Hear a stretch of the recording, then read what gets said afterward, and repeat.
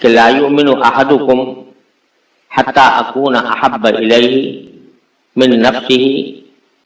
ووالدہ وولدہ والناس اجمعین، او کما قال صلی اللہ علیہ وسلم، کہ تم میں سے کوئی شخص اس وقت تک مومن نہیں ہو سکتا،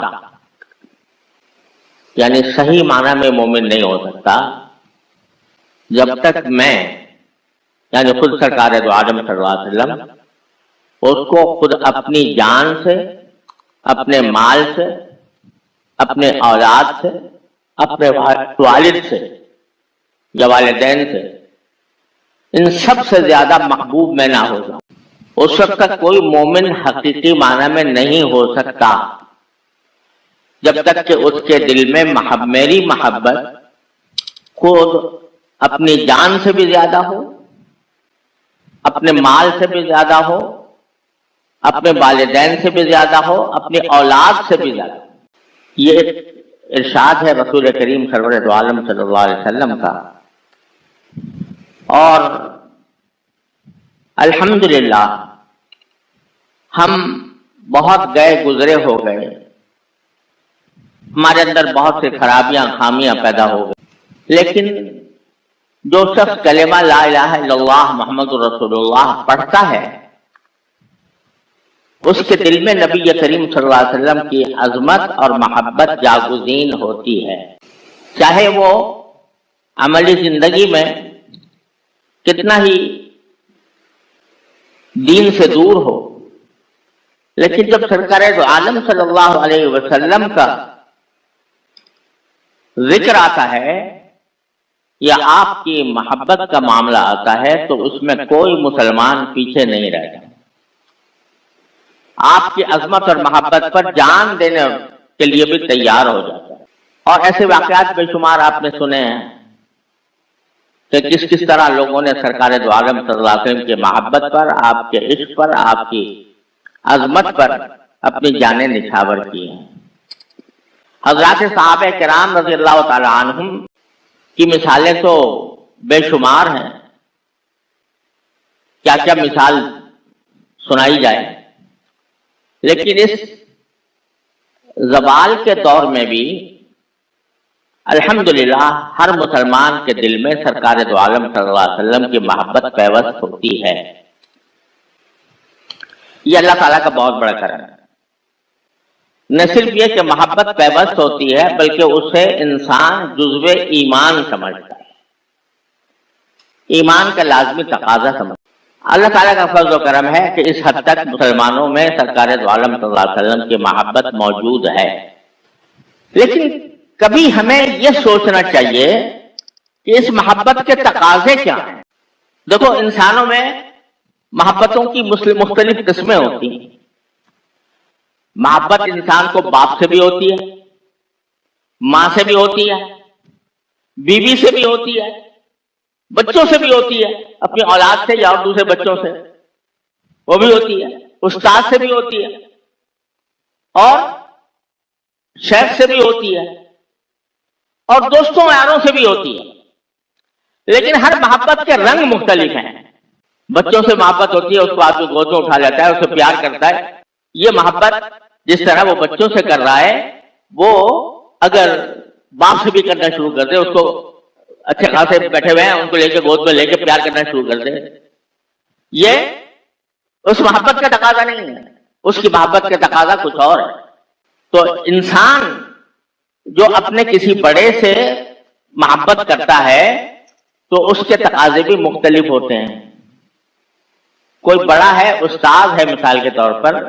اس کی عزت کرے گا، اس کی عظمت کرے گا، اس کی حتی الامکان بات بھی مانے گا، لیکن ساتھ ہی اگر اس سے اختلاف بھی ہو جائے کسی معاملے میں تو کوئی برائی نہیں۔ امام ابو حنیفہ رحمۃ اللہ علیہ کے شاگرد تھے حضرت امام ابو یوسف بھی اور امام محمد بھی، لیکن ایسے شاگرد جو ان کے حلقہ درس میں بیٹھتے تھے، لیکن امام ابو حنیفہ ایک مسئلے میں کچھ رائے دیتے ہیں اور امام ابو یوسف کا مسئلہ کچھ اور ہے، امام محمد کا کچھ اور ہے۔ امام شافعی حضرت امام ابو حنیفہ کے نہیں، امام محمد کے شاگرد ہیں، اور محمد ابو حنیفہ کے شاگرد ہیں، لیکن جو طلبہ ہیں وہ دیکھتے ہوں گے کہ جگہ جگہ خلاف للشافعی خلاف للشافعی، یعنی امام شافعی نے امام ابو حنیفہ سے بہت سے معاملات میں اختلاف کیا۔ لیکن جب قبر پر گئے، حضرت امام ابو حنیفہ کے قبر پر گئے امام شافعی رحمۃ اللہ علیہ، تو اس وقت میں وہاں جانے کے بعد، ان کے پاس جانے کے بعد اپنا مسلک چھوڑ دیا، ایک جو نماز پڑھی اس میں اپنا مسلک چھوڑ دیا، امام ابو حنیفہ کے مسلک پر عمل کیا، اور کہا کہ مجھے شرم آئی کہ میں اپنے استاد الاستاذ کے پاس رہ کر میں اس سے اپنے عمل میں مخالفت کروں۔ تو استاد کی عظمت کا، محبت کا تقاضا یہ ہے کہ اس کو آدمی اس کی تعظیم کرے، اس کے حتی الامکان کہنا بھی مانے، لیکن رائے کا اختلاف ہو سکتا ہے، اور یہ کوئی معیوب بات نہیں ہے، ہوتا رہا ہے ہمیشہ۔ لیکن سرکار دو عالم صلی اللہ علیہ وسلم کی محبت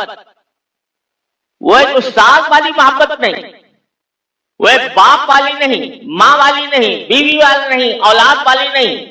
وہ ساری محبتوں کی سرتاج ہے، اور اس کا جو اصل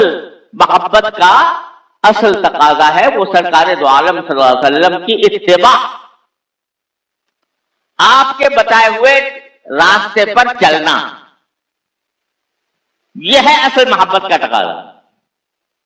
محبت کا تقاضا صرف یہ نہیں ہے کہ آپ نے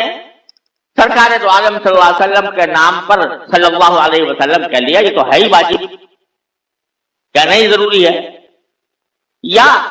اتنا آپ نے کیا کہ بھئی جب ربیع الاول آیا تو ہم نے اپنے مکانوں پہ چراغاں کر لیا اور اپنے دوستوں کی دعوت کر دی، اور رسول کریم صلی اللہ علیہ وسلم کے روضہ اقدس کی شبیہ بنا دی، اور ساری ملک میں ایک میلہ لگا دیا اور محفلیں جما دی۔ یہ رسول کریم سرور دو عالم صلی اللہ علیہ وسلم کی محبت کا اصل تقاضا نہیں ہے۔ اصل تقاضا یہ ہے کہ جو کچھ آپ لے کر تشریف لائے تھے اس کے بارے میں ہر مسلمان اپنا جائزہ لے کر دیکھے کہ میں اس بات پر کیا عمل کر رہا ہوں۔ دیکھیے قرآن کریم نے یہ بیان فرمائی کہ ہم نے رسول کریم صلی اللہ علیہ وسلم کو 4 کاموں کے لیے بھیجا ہے۔ اللہ تعالیٰ نے کچھ بات ڈھکی چھپی نہیں رکھی کہ ہم نے کیوں سرکار دو عالم صلی اللہ علیہ وسلم کو بھیجا ہے۔ قرآن کریم میں 4 آیتوں میں، الگ الگ 4 آیتوں میں سرکار دو عالم صلی اللہ علیہ وسلم کے 4 فرائض منصبی بیان فرمائے کہ ہم نے ان کام کے لیے بھیجا ہے آپ کو۔ ایک یہ ہے یتلو علیہم آیاتی، وہ اس لیے بھیجا ہے تاکہ لوگوں کے سامنے اللہ کی آیتوں کی تلاوت فرمائیں، یعنی قرآن کریم کی تلاوت۔ دوسرے فرمایا کہ یعلمہم الکتاب، کہ ان کو اللہ کی کتاب کی تعلیم دے، پہلی تلاوت دوسری تعلیم، یہ 2 الگ الگ چیزیں ہیں، اور دونوں رسول کریم صلی اللہ علیہ وسلم کے مقاصد بعثت میں شامل ہیں، آپ کے فرائض منصبی میں شامل ہے کہ ایک تلاوت کریں لوگوں کے سامنے قرآن کریم کی آیات کی، اور تلاوت بھی اس طرح کریں جس طرح جبریل امین علیہ السلام نے آپ پر نازل کرتے ہوئے تلاوت کی تھی،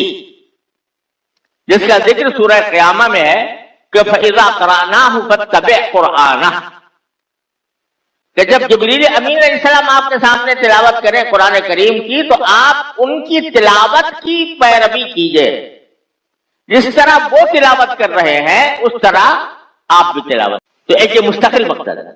بعض لوگ یہ سمجھتے ہیں کہ قرآن کریم کو سمجھے بغیر تلاوت کرنے کا کیا فائدہ، لیکن آپ نے دیکھا کہ اللہ تعالیٰ نے دونوں چیزوں کو الگ الگ بیان فرمایا۔ تلاوت ایک مستقل مقصد ہے سرکار دو عالم صلی اللہ علیہ وسلم کی تشریف آوری کا، اور تلاوت کا بھی وہ طریقہ جو جبریل امین کے ذریعے رسول کریم صلی اللہ علیہ وسلم تک پہنچا، جس کے لیے مسلمانوں نے ایک مستقل علم تجوید کی بنیاد ڈالی۔ ساری دنیا میں اقوام عالم میں علم تجوید کی کوئی مثال نہیں ملتی، اور سی کہاں سے نکلے گی اور ڈی کہاں سے نکلے گی؟ کوئی زبان اس کی مثال پیش نہیں کرتا۔ لیکن چونکہ رسول کریم سرورت عالم صلی اللہ علیہ وسلم کو اس کام کے لیے بھیجا گیا تھا، آپ کے مقاصد بعثت میں سب سے پہلے ذکر تلاوت قرآن کا ہے، لہذا رسول کریم صلی اللہ علیہ وسلم کے صحابہ کرام نے اس علم کی بنیاد ڈالی اور اس کو ایک مستقل علم و فن کی حیثیت میں مدلل کر دیا۔ الف کا مخرج، با کا مخرج، تا کا مخرج، سا کا مخرج، سین کا مخرج، قاف کا مخرج الگ الگ کر کے بتا دیا، اور اس کے مطابق تلاوت کرنا اور سیکھنا ہر مسلمان کے ذمے فرض عین ہے۔ اتنا ہی فرض ہے جیسے نماز پڑھنا، اتنا ہی فرض ہے جیسے روزہ رکھنا، اتنا ہی فرض ہے جتنا زکات دینا، قرآن کو صحیح طریقے سے پڑھنا۔ اس لیے امت کا سلسلہ شروع سے یہ چلا آیا ہے کہ جب تک بچہ قرآن کریم پڑھنا نہ سیکھ لے اس کو کسی اور کام میں نہیں لگا۔ اب ہمارا زمانہ ایسا آ گیا کہ سب سے پہلے اس کو مونٹیسری میں بھیجو، مونٹیسری میں وہ ABC پڑھ لے گا، لیکن قرآن کی سورہ فاتحہ اگر اس سے پڑھوائی جائے تو وہ پڑھنے کے لائق نہیں۔ اگر گھر والوں نے کسی طرح اس کو سورہ فاتحہ یاد کرا بھی دی تو جس طرح پڑھنا چاہیے اس طرح نہیں پڑھے گا، تجوید سے خالی ہے۔ تو اب یہ جو پہلا مقصد تھا سرکار دو عالم صلی اللہ علیہ وسلم کے دیش آوری کا، وہ آیات کی تلاوت، یہ ساری باتیں آپ نے احادیث طیبہ کے ذریعے لوگوں کے سامنے بیان فرمائی، خود اپنے عمل سے بھی ظاہر فرمائی۔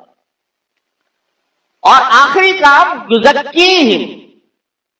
کہ ان کو پاک صاف بنائے۔ پاک صاف بنانے کا معنی کہ ان کے اخلاق درست کرے۔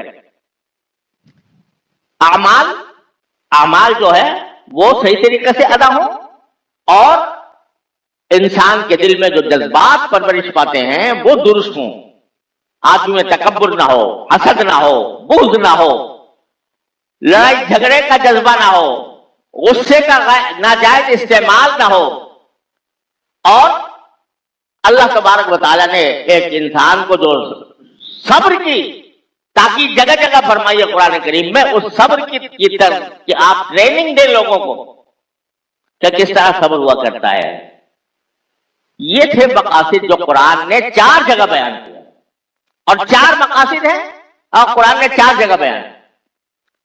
اب نبی کریم صلی اللہ علیہ وسلم کی محبت کیا اس حد تک محدود ہے کیا جب آپ کا اسم گرامی آئے تو انگوٹھے چوم لیں، اور کیا اس حد تک محدود ہے کہ جب آپ کا یوم پیدائش آئے تو چراغاں کر لیں، جب آپ کا یوم پیدائش آئے تو ایک جلوس نکال دیں، اس میں نعرے لگا لیں، نعرہ رسالت یا رسول اللہ؟ اس کا کہیں ذکر دیکھا آپ نے ان 4 چیزوں میں؟ تو اب آپ اگر اعوذ باللہ عملاً یہ کہیں کہ یا رسول اللہ ہمیں آپ سے محبت ہے، اور اتنی محبت ہے کہ ہم آپ کے نام مبارک کے ساتھ کوئی گستاخی کسی طرح کی کسی بھی کوئی بھی شخص کرے گوارا نہیں کر سکتے، یا رسول اللہ ہم آپ سے محبت ہے، بہت محبت، باپ سے زیادہ، ماں سے زیادہ، اولاد سے زیادہ، اپنی جان سے زیادہ، لیکن آپ کے کسی کہنے پہ عمل نہیں کریں گے، آپ کے کسی کہنے پر عمل نہیں کریں گے۔